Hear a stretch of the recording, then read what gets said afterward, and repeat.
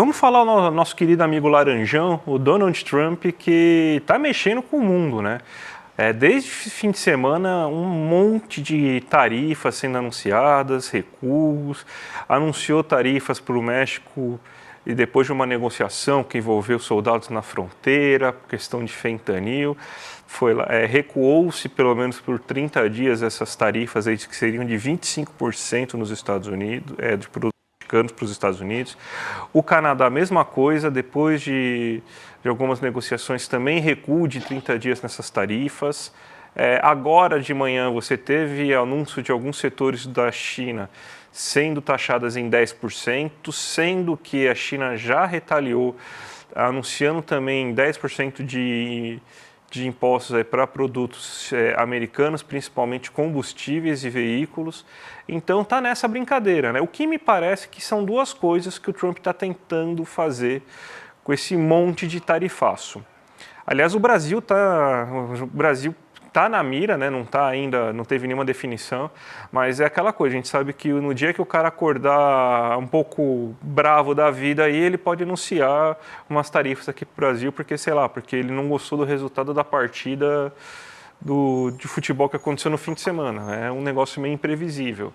Mas o que ele parece estar querendo fazer são dois movimentos. Primeiro, ele está tentando fazer um processo de reindustrialização, né, muito parecido com o que a gente fez lá nos anos 60, 70, né, com esse processo de substituição de importações. Então ele está tentando fazer com que as empresas voltem a produzir nos Estados Unidos aqueles produtos que anteriormente já tinham sido feitos lá, mas agora os Estados Unidos importa principalmente de outros mercados, como por exemplo do México.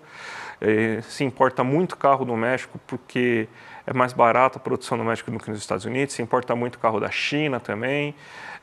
Então está tentando fazer esse processo de reindustrialização, só que numa situação completamente diferente, num mundo muito mais globalizado, com potências industriais muito mais hegemônicas do que a gente tinha naquele momento, que na época dos anos 60 a gente tinha os Estados Unidos e a Europa como as potências industriais, né?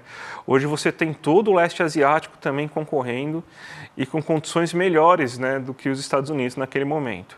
E lembrando que esse processo foi muito duro aqui no Brasil também, né? Conseguiu um certo sucesso. Mas você vê, o setor é o grande exemplo, né, do segundo PND, que foi feito em 74, só em 84 você começa a ser os efeitos dele aí na produção de fertilizantes, por exemplo. Então eram processos que não são curtos, que demoram em maturação 5 a 10 anos. Então é um processo muito longo aí essa situação. Então, e no curto prazo geram grandes problemas, como inflação, aumento do custo de produção desses bens. Então não é um negócio que vai ser fácil.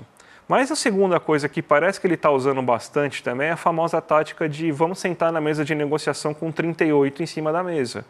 Que ele vai lá, anuncia a tarifa e depois senta para negociar o que ele quer com o país. E ele está conseguindo esse êxito, né, principalmente que são países muito dependentes das economias norte-americanas. A gente está falando do Canadá, que é o principal parceiro comercial dos Estados Unidos, e os Estados Unidos é o principal parceiro comercial do Canadá. O México, que depende economicamente e de mercados de trabalho também dos Estados Unidos. Então, boa parte da produção mexicana é voltada para os Estados Unidos, quase que o México, para quem não sabe, tem uma indústria que é muito uma maquila para fora, né? Então, é basicamente montadoras de bens industriais, em que no México se compram vários produtos de todos os lugares no mundo, se montam no México e vendem para os Estados Unidos, inclusive carros. Então, para esses dois países, que têm uma ligação muito forte, o Panamá também, né, são muito dependentes dos Estados Unidos, deu certo. Mas a China não tem essa dependência toda dos Estados Unidos. Então, vamos ver se essa negociação com o revólver em cima da mesa funciona em mercados que são menos dependentes dos Estados Unidos, Débora.